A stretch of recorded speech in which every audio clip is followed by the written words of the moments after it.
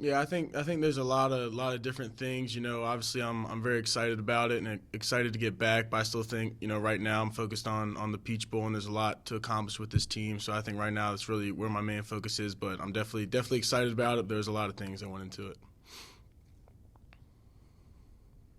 All right, we'll go back to Greg Pickle. Go ahead, Greg.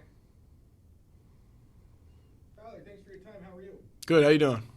I'm well, thank you. Hey, what was your reasoning for putting it out when you did? Obviously, you're down here and you're at practice and everything else, but was there any specific meaning to you in terms of when you put that statement out as you guys were getting ready for this game?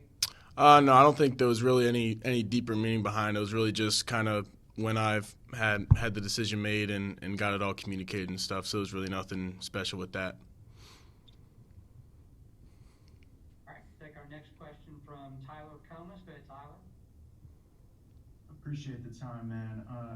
Just we always hear about the Ole Miss offense, but what kind of sticks out to you on film about Ole Miss's defense? Yeah, I think some that they have is just kind of talent in all different places. It's not like one spot that really stands out. It's a lot of good players on that side of the ball that are talented and then also play with great effort. So I think when you put those two things together, it's a tough matchup. So we're excited about it, and it should be a good matchup. All right, let's go back to Ali Barubi. Go ahead, Ali. Hey Tyler, how are you? Good. How you doing? Good. This is another top 10 team for Penn State. You've been a part of a couple here. To be playing in the Peach Bowl, a prestigious bowl game, New Year's Six, how much does this prepare you guys year in and year out for the competition you're going to face in the Big Ten? And also, if this is next year, 12-team playoff, this is kind of right where you want to be in that conversation.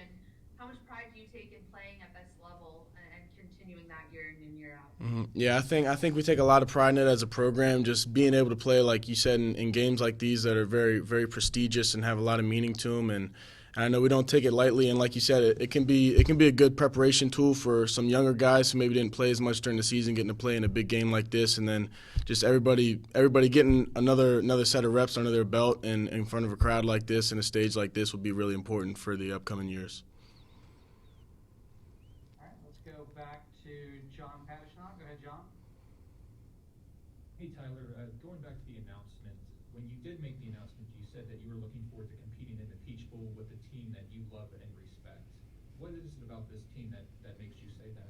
Yeah, I think it's just really it starts with the guys and just what we do every day and every day in and out is I work with them, I work hard with them, I sweat with them. We're ups and downs, the hardships and the good things. So just being able to play in one more game with this team and spend the time with them is really special to me, and it's important that I got down here. All right, take our next question from Mark Brennan with Lions 247. Go ahead, Mark.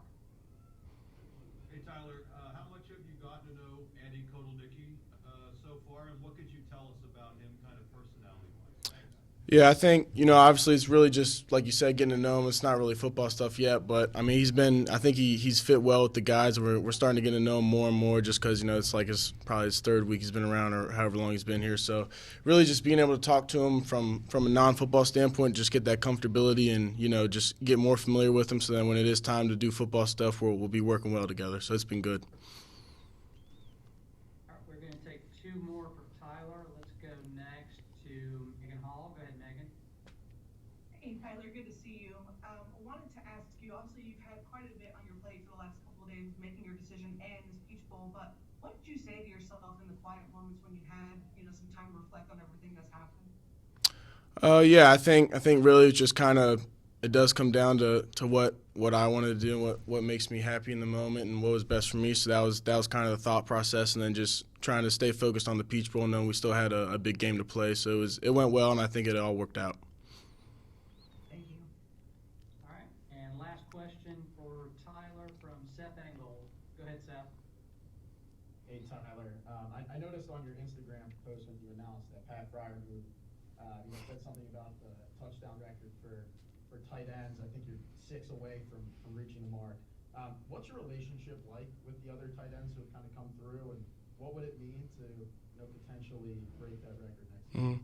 Yeah, I mean, I think my relationship with him, obviously, Pat was when I first got here, so that was kind of like the big brother relationship with him, and he checks in on me every now and then. It's been good, and then like Brenton was kind of more like I spent more time with him, so it's a little bit different, but he's still he's that's my guy. But they both check in. They do a good job of checking in on us and making sure we're doing good and helping us with anything we ever need. And then I mean the record's not really something I'm focused on. If that comes with it, that comes with it. But I'm really just going to be like I always do, trying to be the best tight end I can be and make sure the offense working as well as it can. All right, Tyler, that's it for your time, buddy. We appreciate it. Thank you. Appreciate y'all. Yeah, what I learned about them is they're explosive and they move fast. They run, they do hurry up plays. And then what stands out to me is they have 3 great receivers we watch. From every receiver top to bottom, they're great players. They can make plays, and the stats that show that, and the film shows that as well. And then their running back, to me, I have much respect to him. He's a great running back. Runs very hard. He makes plays. And then their quarterback. So from top to bottom, overall, the whole offense, to me, I have much respect for them. They're a great offense. I'm looking forward to playing against a great offense like Ole Miss. Allie, let's go back to you. You're next. Hey, KJ, how are you? I'm doing good. How you doing? Good. Bowls are a lot of work, but they're also a lot of fun. What has it been like so far in Atlanta? Getting a chance to really spend probably the most time you'll ever see your teammates ever, but what has this been like for you getting to experience the Peach Bowl in a different city here? Yeah, it's great. It's been great. And, lately this year, my big thing has been, not taking this time for granted. You'll never get it back with your guys. So even if we're not doing, the most fun thing around here, just being around them for this amount of time. And, you never get this time back. So that's been my main thing, and spending time with them.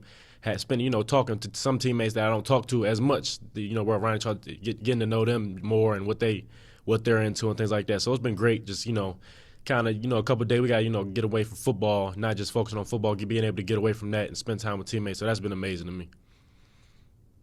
All right, let's go next to Mark Brennan. Go ahead, Mark. Sorry, I had to unmute myself. KJ, obviously, you're playing under Dex at his position, but what's it like for you to see him get a crack at being the interim DC, and has he changed at all in that role, or is he still the same old Dex that you know and love?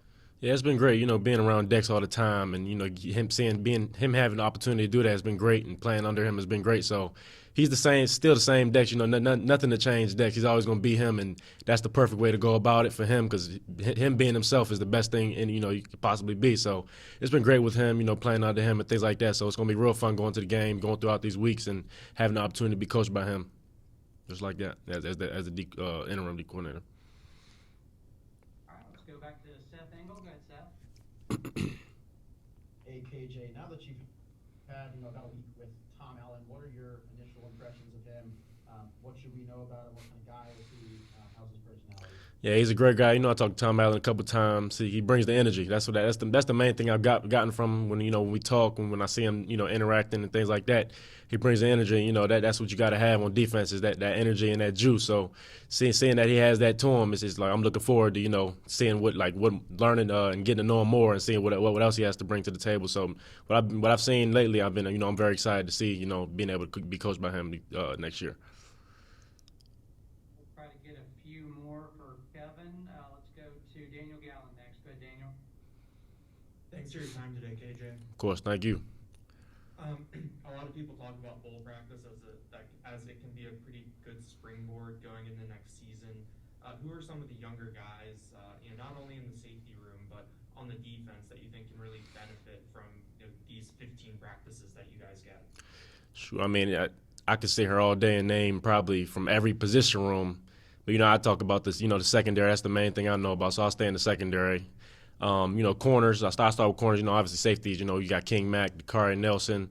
Those two, great players. I'm looking forward to see that, their future and everything. But that they're very mature for their age. They make plays that you'd be so shocked that a young guy like them are making, and they react in certain situations.